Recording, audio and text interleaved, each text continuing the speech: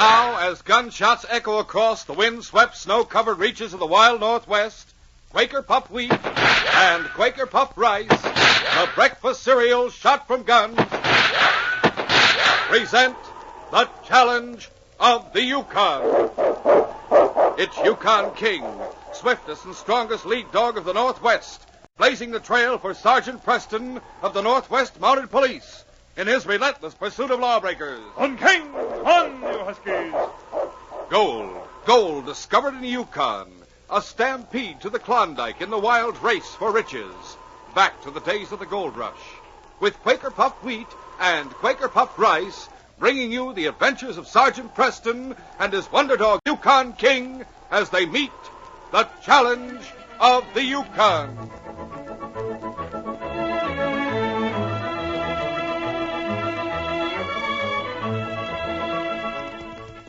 Yippee! Ride 'em, cowboy! Yes, sirree. Little wonder many a He-Man Hollywood movie star goes for this breakfast. It's swell-tasting Quaker Puffed Rice or Quaker Puffed Wheat with milk or cream and fruit. These king-size, ready-to-serve premium grains of rice or wheat pack a man-sized taste wallop.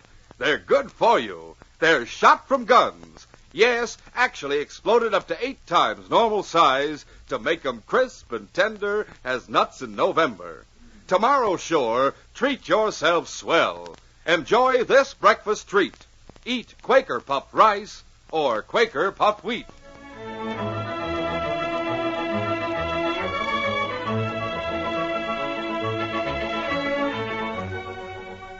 Ezra Sims and his wife Maggie had spent most of their lives panning for gold from Australia to Nevada and Arizona, and not once had they made a worthwhile strike. Therefore, it was with much misgiving that Maggie, now past 50, listened to Ezra's excited announcement when he rushed into their shabby quarters in Arizona on a very hot day in the fall of '98. Maggie, pack up your things. We're pulling out of this diggings. Cool off, Ezra, and don't start telling me somebody's made a strike. I'm not interested. But, Maggie, this is a real gold strike. It'll be bigger than the one made in '49. I've told you before I've gone on my last gold rush. Oh, Maggie. Ezra, I'm getting too old to chase the rainbow. We're both past 50 when we spent our lives looking for gold. And precious little we found. But, Maggie, 50 and a little past, that's not old. We're bound to make a strike someday if we just keep at it. Oh, you told me that 30 years ago in Sydney when I married you. You told me we'd spend our winters in the Alps and our summers in Spain when you made your strike. And from that day on, all I've ever seen is deserts, hot, burning deserts. Australia, Africa, Arizona. Oh, if I hadn't been a God-fearing man, Ezra, I'd sure be scared of eternity come Judgment Day. Oh, all right, Maggie. Guess you're right. At our age, I suppose there's no sense in adding the Yukon to our trail of lost hope. Yeah, you're right. Where'd you say? The Yukon. That's where they just struck gold. The Yukon? Snow. Iceberg 60 below zero. Oh. Why, what's the matter, Maggie? You look like you're in a trance. Oh, Ezra, why didn't you say it was the Yukon in the first place? Why didn't you say it wasn't a strike in another desert?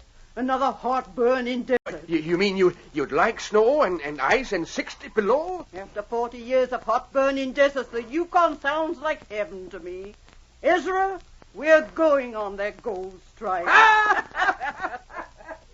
Ezra and Maggie Sims did join the rush to the Yukon, where they staked a claim a few miles from Indian River and built a cabin.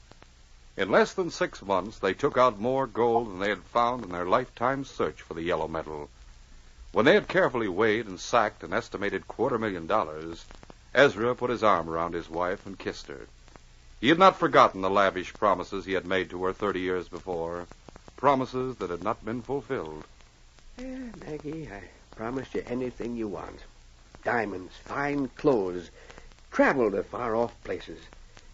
Now, Maggie, my darling, just name it and I'll see you get it. Oh, you're sweet, Ezra. Yes, you are. You've put up with my complaining for a long time. I know I used to pine for far-off places like Switzerland and Spain, but that's all over. Huh? How do you mean, Maggie? I don't want to go anywhere now. I found the place I've been looking for all the time. It's right here in the Yukon. To me, it's heaven, or a big slice of it. Yeah, well, to tell the truth, I feel the same way about it. I like it here, too. But, Maggie, how about them other things I promised you? Diamonds, fine clothes. Tell me what you want, Maggie, darling. No matter what it costs, I'll get it. Well, there's something I want, all right. Yeah? I want 'em more than anything else. That string of pearls we saw in that fancy store in Frisco, huh? No, Ezra, it's not pearls I want. Then what is it? I want eggs. What? Regular, everyday eggs. I haven't tasted an egg since we left Tonoco. Now, just a minute, Maggie. I dream about eggs. I'm that hungry for 'em. But, Maggie... Yes, Ezra, a dozen eggs would make me the happiest woman in the Yukon. Maggie Sims, do you know what eggs is selling for in Dawson? I don't care what they're selling for. We can pay for 'em, and I want 'em. But they're selling for $100 apiece, Maggie. $100 for an egg. Oh, you promised me you'd buy me anything I wanted, Ezra. Yes, I know I did. It's eggs I want, and it's eggs I'm going to get. Oh, Maggie, $100 for an egg. A cold storage egg. 2 days later, a fast motor launch nosed into the landing at Porcupine, a lumber camp located on the upper reaches of the Indian River. From the seclusion of a drying shed, 2 bearded men in lumberjack garb watched the lone occupant of the boat make fast his craft, pick up a heavy leather bag, and make his way toward a small frame building, which was the company's office. Well, Punkin, this is what we've been waiting for. He's a paymaster. And the payroll's in that bag he's carrying, Purdy. $10,000 in gold. Yeah. Now, we'll let him get inside. He'll have to check over things with the clerk. It'll give us time to make sure nobody follows us. How do you mean, Purdy? There's 2 company boats down there, not counting the launch he came upriver in. Oh, yeah. We'll sneak down and scuttle him. Then when we grab the payroll, we'll take the launch. Now, come on. Make sure they don't see it. The paymaster, Cliff Winters, completed his checking with the clerk, Bill Boyd, who also served as the company's telegrapher. Then he reached into the leather bag and brought out a circular of handbill size. Where's the bulletin board, Bill? Just outside the door, Cliff. What do you got there? Orders from the head office? Oh, it's a handbill Sergeant Preston gave me just as I left Dawson. Pictures and descriptions of a couple of men wanted for robbery. Asked me to post it on the camp bulletin board in case they came around here. Oh, let me see it. Yeah, sure. Look it over. They might drop in on you one of these days.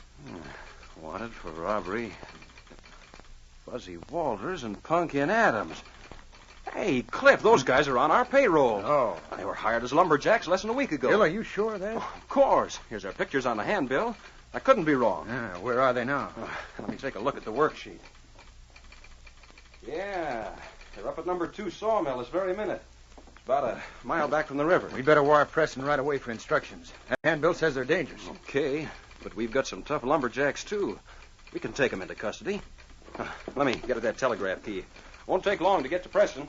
Bill Boyd sent the message, and a few minutes later, the telegraph instrument began to click out Preston's reply.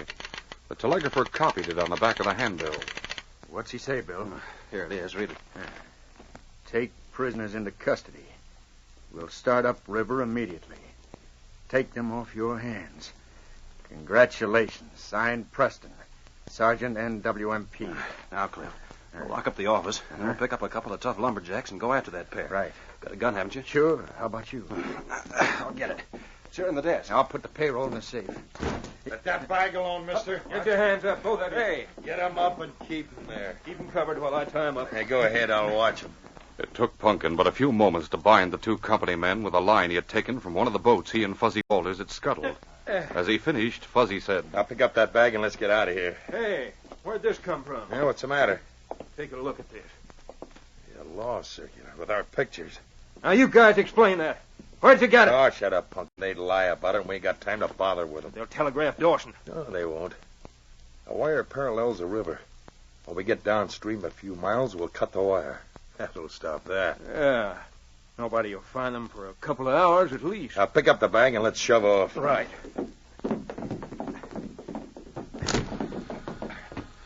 If their boat scuttled and the telegraph line cut, we'll make a clean getaway. Hey, you bet we will. Now, let's get that launch started and get out of here.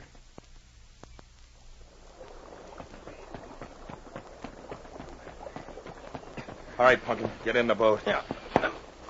Tommy. You take the tiller. I'll turn over the motor. Let her go, Punkin. There she is. Now, hang on. Here we go.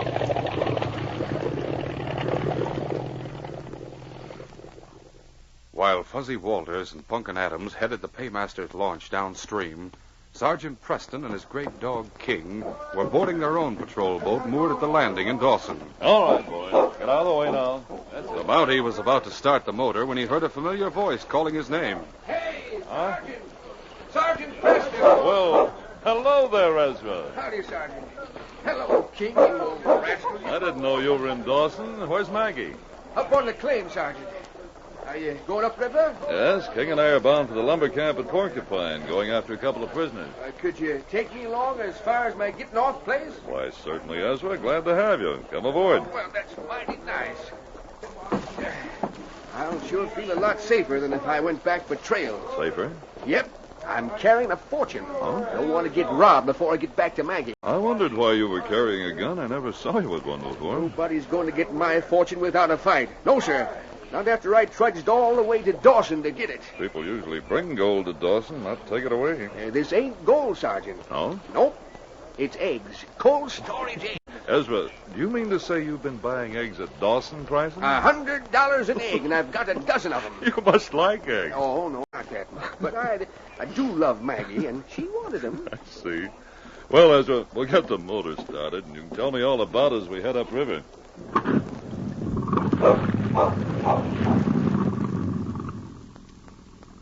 Meanwhile, Fuzzy Walters and Punkin Adams had traveled several miles downriver to a point where the telegraph line closely paralleled the shore.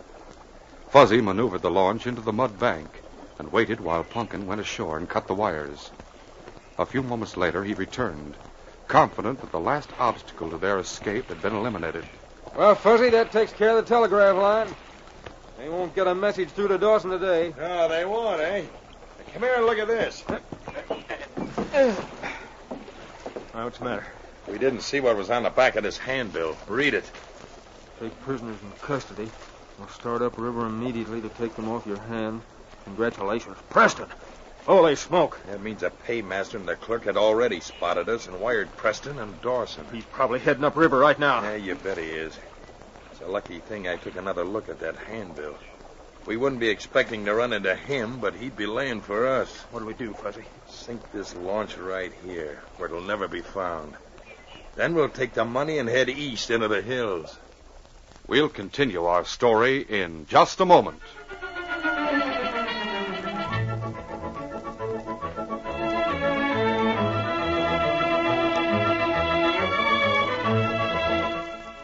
Say, tomorrow morning you'll go for this family breakfast treat. I mean crisp, tender, swell-tasting Quaker Puffed rice or Quaker Puffed wheat. The ready-to-serve cereal shot from guns. Hey, you! Hey, what goes on here? Stop it! Me, Big Indian Chief. Me on warpath. On the warpath? Oh, look, Chief, not now, not here. You, paleface, you start shooting. Oh, look, Chief, I wasn't shooting, honest. That shooting you just heard was just me explaining about the keenest tasting breakfast ever. Namely, Quaker Puffed rice and Quaker Puffed wheat. Oh. You see, Chief, we load huge guns with choice, sun-ripened premium grains of rice or wheat. Then these guns are exploded. Out come big, giant grains 8 times normal size. They're magnified, glorified, crispified. That's why Quaker Puffed rice and Quaker Puffed wheat are bigger and better tasting. Oh. For breakfast or for lunch or supper, you just pour out a bowlful right from the package and add milk or cream and top with fruit. And what's more, Quaker Puffed rice and Quaker Puffed wheat are good for you. They furnish extra food values of restored natural grain amounts of vitamin B1, niacin, and iron. Well, Chief, how about it? Me trade bow and arrow for a gun that shoots Quaker Puffed rice, Quaker Puffed wheat. Attaboy. But look, that's not necessary. You can get rice or wheat shot from guns at your grocer's. And, Chief, here's a tip. It's never sold in bags or bulk. Always buy the big red and blue Quaker package. Me walk mile to trading post for package any day. Fellas and girls, remember, that famous big red and blue package with the smiling Quaker man on the front is your guarantee that you're getting this swell breakfast treat. The one and only Quaker Puffed Rice and Quaker Puffed Wheat.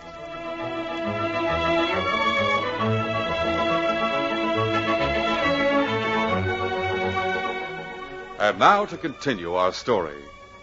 Fuzzy and Punkin opened the petcock in the bottom of the launch and waited until the boat was partially full of water. Then Fuzzy wadded up the identification poster and tossed it to the slanting deck. Okay, Punkin. Get ashore with that bag of money. Here goes. All right, here I come. Now let's shove her off the mud so she'll sink in deep water. Right. There. Yeah, we got her off just in time. She's sinking. Yeah. Won't be long before she goes down to Davy Jones's locker. Now pick up the bag and let's get going. All right. I don't like this idea of heading into the hills without supplies. Well, got 'em somewhere. Don't worry about it. Well, now Preston and his dog will get sore eyes looking for us on the river. It was midsummer, and the winding valley of Indian River was a reflection of its resplendent glory. Swans sailed leisurely overhead as the patrol boat with Sergeant Preston, Ezra Sims, and King nosed steadily upstream. King seemed to be enjoying the trip most of all, barking defiantly at the swans overhead and the flocks of mallards that glided gracefully out of his range on the surface of the river. Presently, Sergeant Preston pointed a finger at some multicolored splotches floating on the water. See those splotches of color on the water, Ezra? Yes, Sergeant. I've just been looking at them myself. What are they? Oil. Where'd oil come from? Some passing boat, very likely. When a boat engine gets old, it starts wasting oil. Yeah, I guess that's it. Now, King, you know you can't catch one of them ducks. Hey, take off before you can get loose. It's not a duck he's interested in. Something floating on the water ahead there. Oh, yes, I see it. He's going to try to grab it as it floats by. Careful there, King. Don't fall off, boy. Say, he's got it. Good boy, King.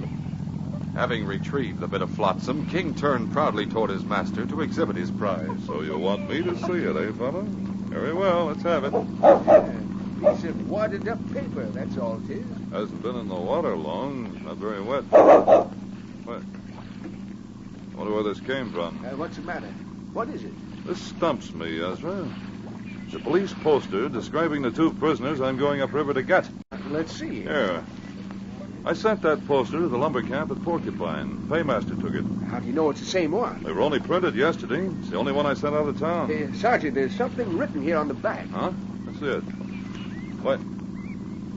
That's the message I telegraphed up there this morning, saying to take them in custody, and I'd be up to get them. But, well, I'll be dad blamed. And we're miles from that there lumber camp. Yes, I know we are.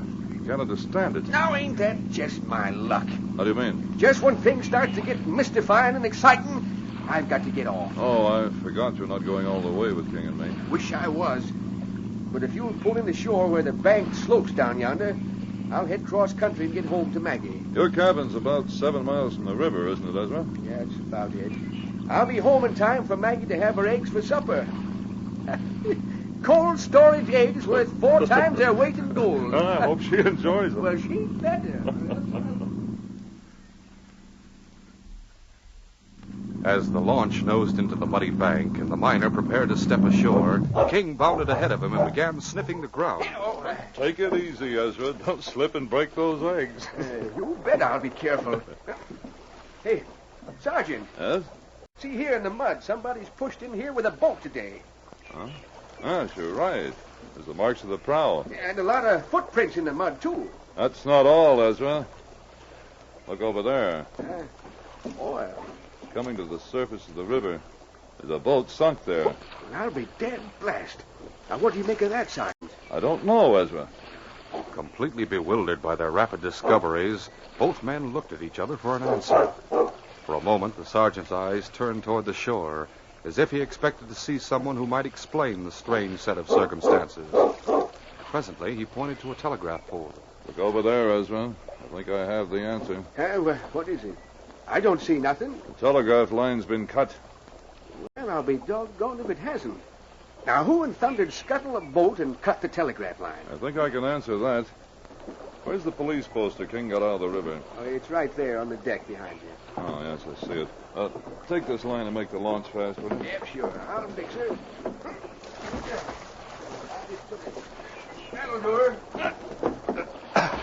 What are you going to do with that handbill? I'll show you. Here, King. Easy now, fella. Don't get excited. Got to send her this paper. There now. What's King up to now? Watch him. Why, he's sniffing them tracks. I thought that was it. Follow them, King. Say, look at him go. Well, who in thunder do you suppose he's after? It's my guess he's after Fuzzy Walters and Punkin Adams. But you said they was prisoners at Porcupine. When I left Dawson, I presumed they were. But something must have gone wrong now. Come on, Ezra. Let's follow King. Yeah, he stopped to wait while we catch up with him. You may see some excitement after all. Coming, King. It was nearing sundown when Fuzzy Walters and Punkin Adams emerged from the heavy timber into a clearing. For nearly a mile, they had been guided there by a thin column of smoke that slid upward into the windless sky. I thought we'd find a cabin at the bottom of that streak of smoke. You were right. There it is, Fuzzy. What are you going to say if they start asking questions? Hey, you leave that to me. I've been thinking up a good story. Be quiet now. Better knock on the door instead of calling out. Yeah, I will. Well, howdy, man. Goodness alive. I was wondering if that was my Ezra, back from Dawson already. Figured he must have growed wings to get back before tomorrow. Well, what can I do for you? Well, we had a little accident back there on the river. Wondered if you could help us out. Accident, you say? Yeah. Me and my partner here were traveling by canoe. We put ashore to look over some mining possibilities, and the current caught the canoe and swept it downstream. With about everything we had there named. Grub and mining equipment, you know. Oh, now that's too bad. We saw the smoke from your cabin, so we thought you could fix us up with supplies to last us, a few days. Of course, we'll pay you well. We don't expect it for nothing. Of course. Oh, now. I wouldn't think of taking money from prospectors who've had a streak of bad luck. I know what that means. Me and Ezra have mined all our lives, and we've had plenty of bad luck.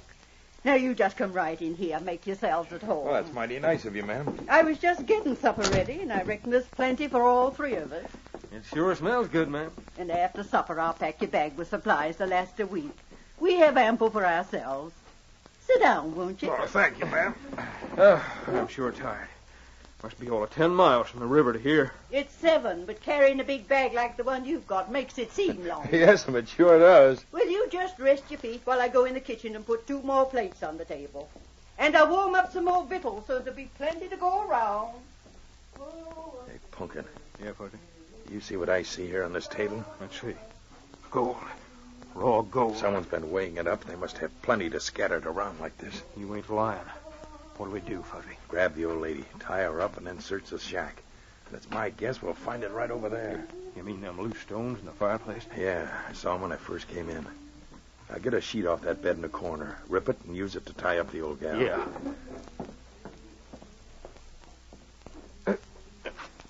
Hey, what's going on in here? Stop ripping that sheet. Grab her! Come here, you. Oh, you thieving polecat! Hurry, Fuzzy, help me. It took but a few moments to subdue Maggie Sims and tie her to a chair, and it took less time to remove the loose stones in the fireplace.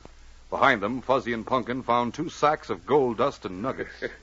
There must be all of $50,000 in gold there. All of it. Added to what we got in the bag, we can retire, Fuzzy. Your hands, the Mounties will get you. You won't know about it if they do, old lady. And you're not going to tell them anything either. You're not going to kill me. Dead folks don't tell tales. Oh. Hey, Punkin, yank that tick off the bed and rip it open. Why don't you shoot her? I want this to look like an accident. Now yank off that tick. Yeah. There. Here's the gold. Put in the bag while I strike a match and set fire to the straw tick. Yeah. Oh, you murdering cowman. There you are. And when your old man comes home tomorrow, you'll find nothing but ashes. There'll be no evidence that we've done it. Come on, Fuzzy. That bed taking's burning fast. Let's get out of here. Come back here. Come back. See you again come Judgment Day, baby. Open the door. I can't see it. Get them, King! Hey, it's a Mountie. Put your hands up. Maggie! Shoot him, Fuzzy. Shoot him. No, you don't! Go! That gun. Hold him, King. Hold him, boy. Now give me that gun. I quit here. Here's my gun. Ezra, Get that burning bed sticking out of here. Maggie, she's tied up. Get that bedding out before the cabin catches fire. Right now. Here, I'll drag it out. Here. Obeying Sergeant Preston's command, Ezra Sims dragged the burning bedding to the door and kicked it into the yard, as King and the sergeant stood guard over Fuzzy Walters and Punkin Adams. Then together they freed Maggie from her bonds, and the cabin rapidly cleared of smoke. Half an hour later, Sergeant Preston and Ezra entered the kitchen to find Maggie cooking supper, as if nothing had happened. Maggie, the varmints confessed everything. They'd held up the lumber company this morning. They're handcuffed to the bed for the time being, Maggie. King's standing guard over them. We can all thank our lucky stars that King found that handbill floating on the river. If he hadn't, I'd been burned to a crisp by now. Hey, you be careful with them eggs, Maggie. Don't burn them to a crisp. Them things cost $100 each. It cost a darn sight more than that, Ezra. With your skirmishing around, you busted 8 of them. Oh, my. $1,200 for 4 eggs. That's high price eating, but it's going to be worth it. You're cooking all 4 at one time? Of course I am. Just one apiece. One apiece. There's me and you and Sergeant Preston. That's only 3. Who's the other 4? King, of course. Oh, sure now. After what King did for me today, he's going to get the best in the house. Here, King, come and get it right. How about it, Sergeant Preston? Wouldn't you say King had earned his supper? Why, yes, Maggie, I guess he has. Thanks to King, this case is closed.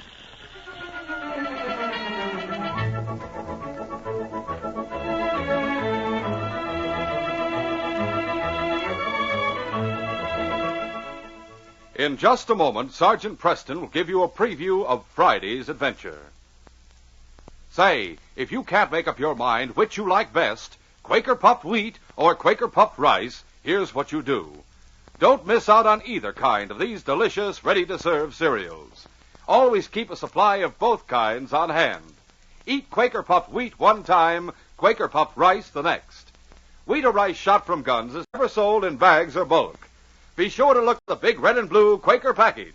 That's the only way to get the original, crisp, fresh Quaker puffed wheat and Quaker puffed rice.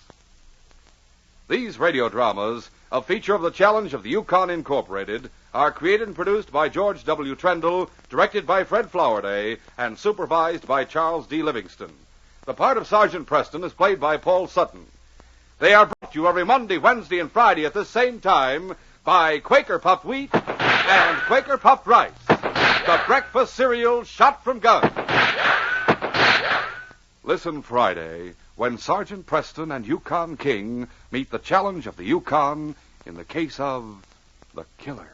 On one of my trips to Dawson, I heard whispered talk that led me to believe men were planning an illegal dogfight. I asked Kenny, a boy of 12, to help me verify my hunch. I should never have done that, because Kenny came within a hair's breadth of losing his life in his efforts to aid the law. Be sure to hear this exciting adventure Friday.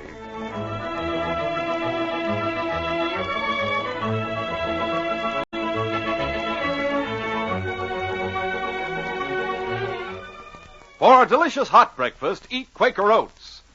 The giant of the cereals is Quaker Oats. Yes, the giant of the cereals is Quaker Oats. Delicious, nutritious, makes you feel ambitious. The giant of the cereals is Quaker Oats. Say, boys and girls, do you want to be a star someday in sports and activities? Then start on good Quaker Oats breakfast tomorrow. 'Cause nourishing oatmeal gives you more growth and endurance than any other whole grain cereal. Still less than 1 penny a serving. Quaker and Mother's Oats are the same.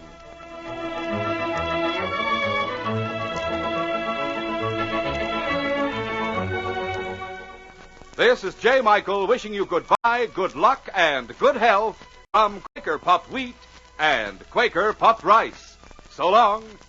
This is ABC, the American Broadcasting Company.